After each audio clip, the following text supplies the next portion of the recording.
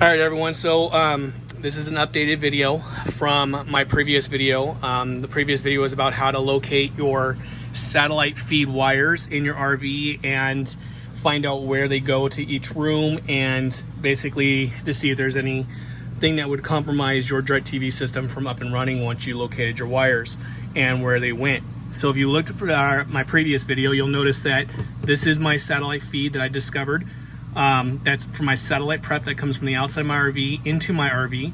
You'll see this comes up into the DIRECTV multi-switch, and on top of this you'll see that these are different coaxes that will feed different things. For example, this is a swim system, so I'm running it off the LNB, which is going to be a reverse band LNB, which will be this one here, and this goes on top of the satellite dish either on your RV, or you can do one of these systems here where basically you bring it out into the dirt and you try to level it yourself. Now I do both.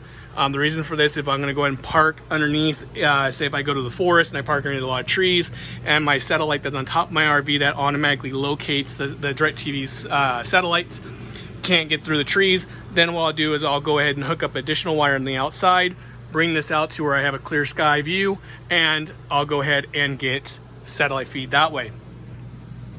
So back to the wiring. If we look at the splitter here, this wire here is basically feeding my DIRECTV swim power. So basically this here is providing power to the swim switch and also to the LNB on the very top of the RV, or into this swim that would be connected to that dish. This provides me to have satellite service just like if I was at home with all DIRECTV satellites versus only standard definition. I get high definition 4K, 3D TV. I would get everything that your service at home with DIRECTV would get with this setup. So that would be your power. This one here feeds my bedroom. This one here feeds the outside connection. So if I'm out in camping or anything like that, I can go ahead and connect a TV and a DIRECTV box on the outside of my RV to watch TV outside. This one here will also come directly in and go down to my DIRECTV receiver here. Now, what I did in my DIRECTV in my RV, I went with the Genie system. The reason why I went with the Genie system is because I only have one DIRECTV big box, which is this one here, and this is basically the total brains of the unit. This is the 4K 3D top of the line Genie system here. I also have my AT&T broadband, which acts as a router, come down and feed into my DIRECTV as well. Since we do have the unlimited data plan with AT&T, it allows me to do video on demand, stuff like that, if I have service with AT&T wherever I'm traveling. With that said, it also gives me Wi-Fi in the RV for all my smartphones, tablets, and etc.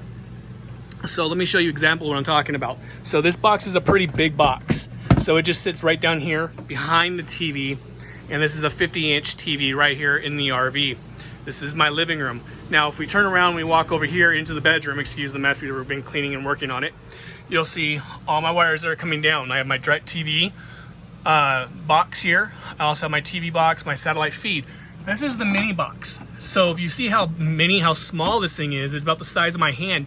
I can go ahead and just mount it right at the back of my TV and I'm good to go. Versus having a huge DIRECTV box. Now with the mini system, I can record 5 shows at once, and or I can watch TV and then record 2 shows or 3 shows or 3 shows. With that splitter and that LNB, it's going to give me a total of 5 feeds, because that's what that Genie box will provide.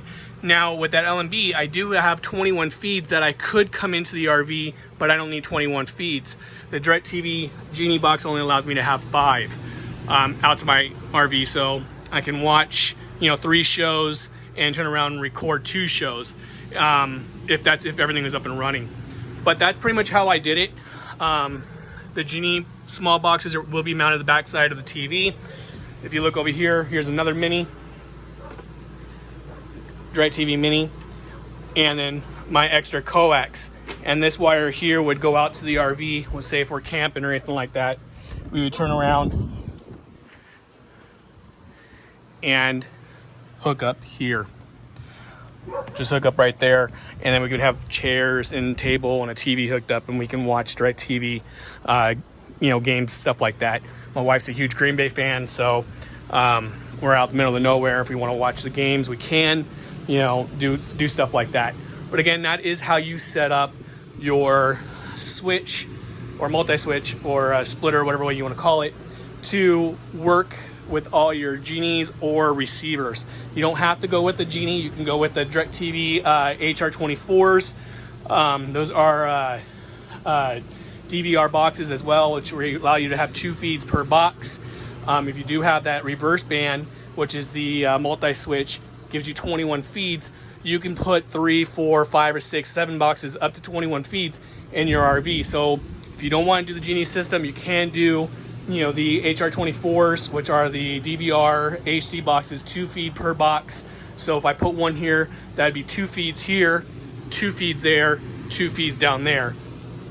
So that'd be 6 feeds all together. And that multi-switch can handle up to 21 feeds. You would just need nothing different set up here unless you have a lot more connections. If you have any more further questions or anything like that, give me a shout out and we'll see what we can do.